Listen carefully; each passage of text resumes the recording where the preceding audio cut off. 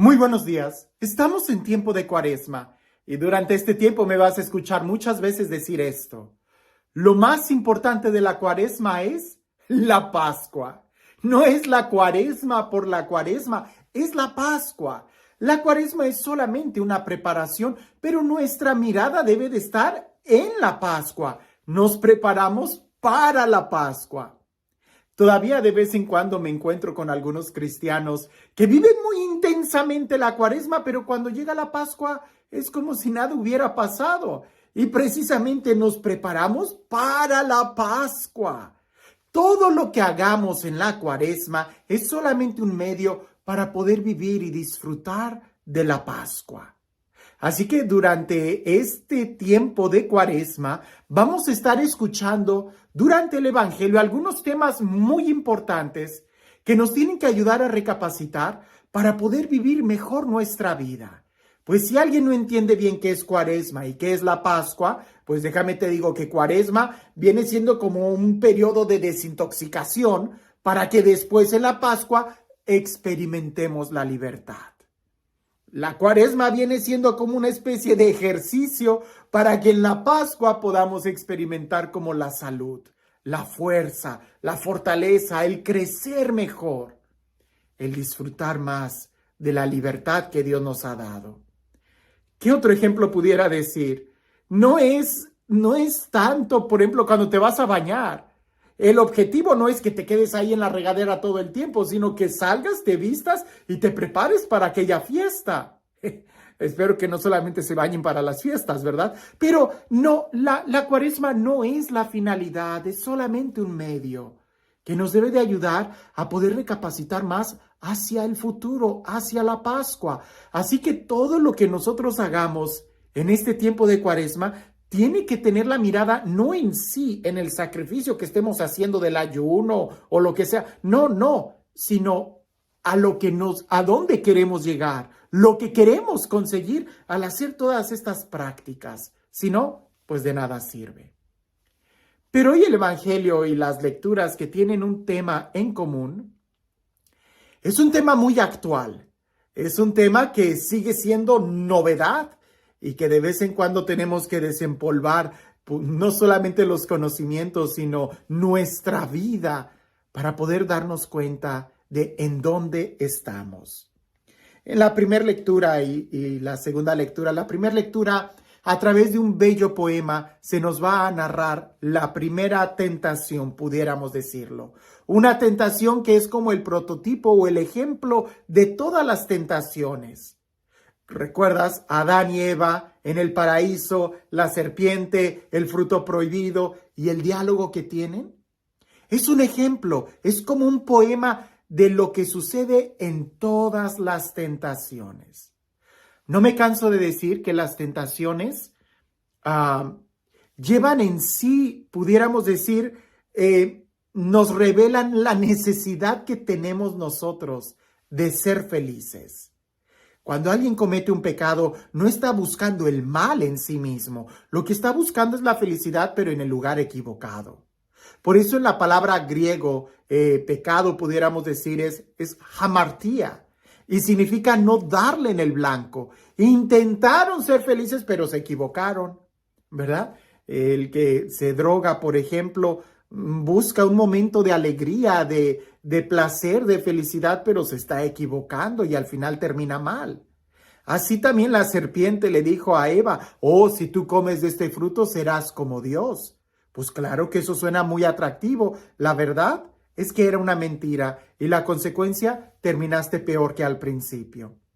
En el Evangelio vamos a encontrar las tentaciones de Jesús, que pudiéramos decir también son como una especie de poema, porque me imagino que Jesús debió de haber tenido muchas tentaciones, pero en la forma en cómo se redactan en el Evangelio es como si se agruparan en 3 clasificaciones. Presta mucha atención en el Evangelio, que después vamos a meditar un poquito en cada tentación que nuestro Señor Jesucristo obtuvo. Dice así: en aquel tiempo, Jesús fue conducido por el Espíritu al desierto para ser tentado por el demonio. Pasó 40 días y 40 noches sin comer y al final tuvo hambre. Entonces se le acercó el tentador y le dijo: si tú eres el Hijo de Dios, manda que estas piedras se conviertan en panes. Jesús le respondió: está escrito, no solo de pan vive el hombre, sino también de toda palabra que sale de la boca de Dios. Entonces el diablo lo llevó a la ciudad santa, lo puso en la parte más alta del templo y le dijo: si eres hijo de Dios, échate para abajo, porque está escrito, mandará a sus ángeles que te cuiden y ellos te tomarán en sus manos para que no tropiece tu pie en piedra alguna. Jesús le contestó: también está escrito, no tentarás al Señor tu Dios. Luego lo llevó el diablo a un monte muy alto y desde allí le hizo ver la grandeza de todos los reinos del mundo. Y le dijo: te daré todo esto si te postras y me adoras. Pero Jesús le replicó: retírate, Satanás, porque está escrito, adorarás al Señor tu Dios y a Él solo servirás. Entonces lo dejó el diablo y se acercaron los ángeles para servirle. Algo que tenemos que recordar el día de hoy es de que las tentaciones en sí mismo no son pecado. Hay personas que dicen: padre, me confieso porque tuve la tentación de querer matar a mi suegra. La verdad, nunca he escuchado una confesión así. Pero imaginemos, ¿no? ¡Ay, quiero matar a esa persona! La tentación en sí no es pecado. Lo que sí es gravemente pecado es que vayas y mates a la suegra, ¿verdad? Que sucumbas ante la tentación, que no la resistas. El mismo Jesús tuvo tentaciones e incluso si prestamos atención, dice el Evangelio que el Espíritu Santo lo condujo al desierto para ser tentado. Y muchos se sorprenden al leer otra vez esta frase. Piensa en esto. Si nosotros no tuviéramos ninguna tentación, no tendríamos ninguna opción de decirle a Dios: te amo. Porque cada vez que tenemos una tentación, tenemos la libertad de elegir serle fieles a Dios, ser fieles a nosotros mismos, ser fieles a lo que prometimos o fallar. Pero si no hay tentación, no hay oportunidad de elegir amar a Dios. Por eso podemos decir que después del Espíritu Santo, el que más te ayuda a ti en la santificación, pues es el enemigo, porque con tanta tentación te da muchas oportunidades de mantenerte fiel. Y mientras más tentaciones tengas, claro, siempre y cuando estés eligiendo mantenerte firme, ser fiel a Dios, más vas a crecer, más fortaleza vas a tener. Lo contrario es que mientras más sucumbas en la tentación, más débil te vas a hacer y puedes incluso hasta convertirte en esclavo del pecado. Ahora, veamos las tentaciones de Jesús, que nuevamente pienso que están escritas como en una forma de poema, donde se encierran muchas tentaciones. Y aquí creo que están representadas todas las tentaciones en tres grupos. La primera tentación es la tentación del placer. El enemigo le dice: convierte estas piedras en panes. Jesús ya había hecho, va a hacer más adelante en el Evangelio la multiplicación de los panes. Ese no era ningún problema para Jesús. El problema es cuando hay un placer sin compromiso, sin necesidad, sin miras a algo más. Entonces eso sí se convierte en una tentación. ¿Por qué? Porque te cierras a ti mismo, te encierras en ti mismo. Y cuando buscas un placer solamente para ti, sin ningún compromiso, lo único que haces es destruirte. El ejemplo más claro es como aquel que busca el placer en la droga. Al no estar comprometido y no estar ordenado en un crecimiento, ese placer lo único que va a hacer es destruirlo, es acabar con él. Por eso todos los placeres que encierran o todas las tentaciones que encierran el sentido del placer, inmediatamente nosotros debemos de pensar, ¿este placer me ayuda a crecer, ser mejor persona y me compromete con los demás? Si la respuesta es no, no, no, no, entonces ten cuidado, porque seguramente te va a destruir. La segunda tentación de Jesús es la tentación del poder. El enemigo le dice, arrójate, que está escrito que los ángeles te sostendrán para que tu pie no tropiece. Jesús más adelante en el Evangelio va a caminar sobre el agua. Ese no era ningún problema. El problema aquí es hacer un despliegue de poder sin servicio, sin necesidad. En este caso sería casi como humillando a los ángeles. Por eso dice, no tentarás al Señor tu Dios. No.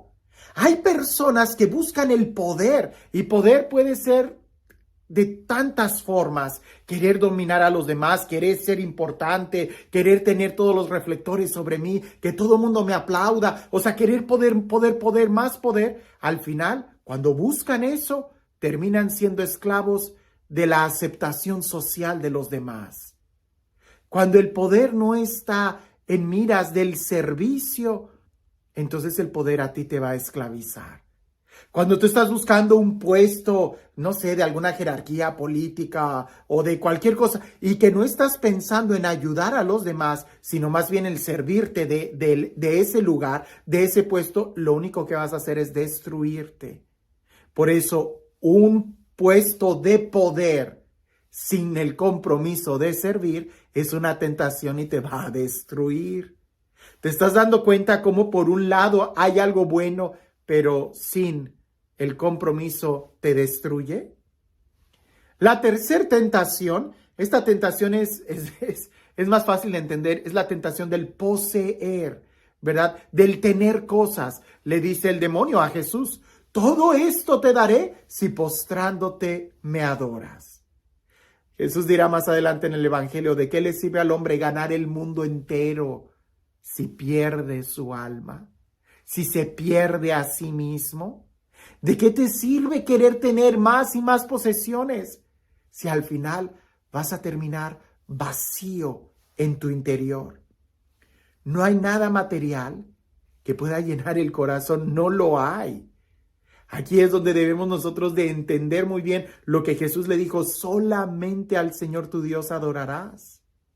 Estas tres tentaciones, la tentación del placer, la tentación del poder y la tentación del poseer. Algunos las llaman como las 3P, ¿verdad?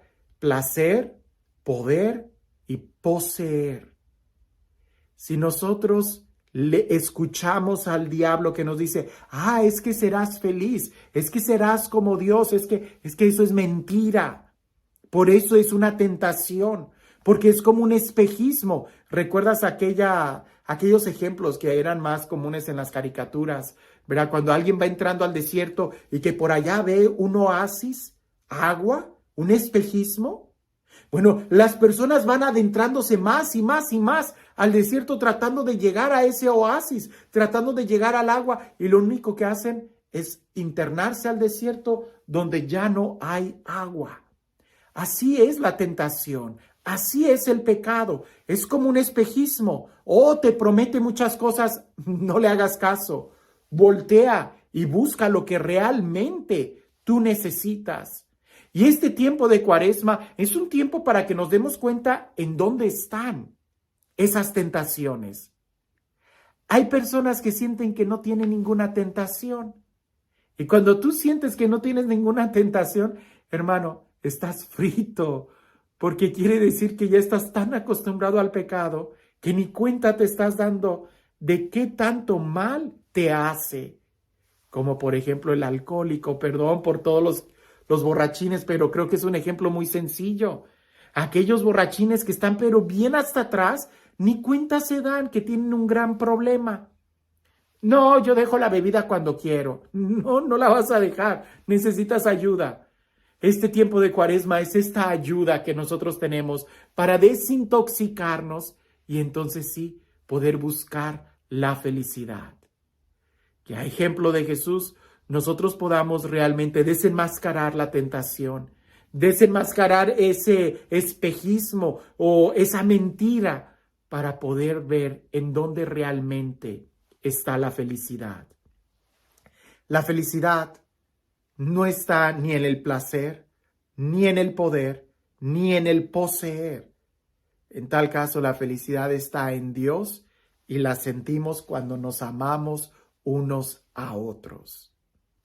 Y este Dios, el Dios del amor, el Dios de la vida, el Dios que nos va preparando nuestro corazón para un encuentro con Él, el Dios que es rico en amor y en misericordia, que siempre nos perdona, que sea Él quien el día de hoy te bendiga, en el nombre del Padre, del Hijo y del Espíritu Santo.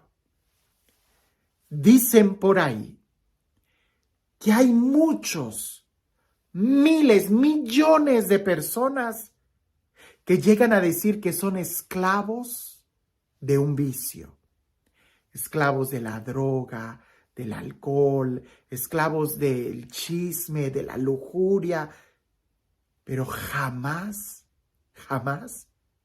se ha oído decir que haya una persona que sea esclava de una virtud. ¿Por qué? Porque la virtud te libera. Nadie dice, yo soy esclavo de la verdad, quiero mentir pero no puedo. Eso no existe. Nadie te va a decir, yo soy esclavo de la castidad, quiero pecar con lujuria pero no puedo, la castidad no me deja. Eso no existe. El pecado sí te esclaviza, pero la virtud jamás. De nosotros depende si elegimos la virtud para crecer y ser libres, o si vamos a continuar en el pecado, que lo único que va a hacer es esclavizarnos hasta el punto de incluso aniquilar nuestra libertad. Si tú todavía tienes tiempo, elige la virtud y recuerda, cada tentación que tenemos es una oportunidad para decirle a Dios, yo te elijo, yo te amo, yo decido ser feliz. Que tengas un excelente día.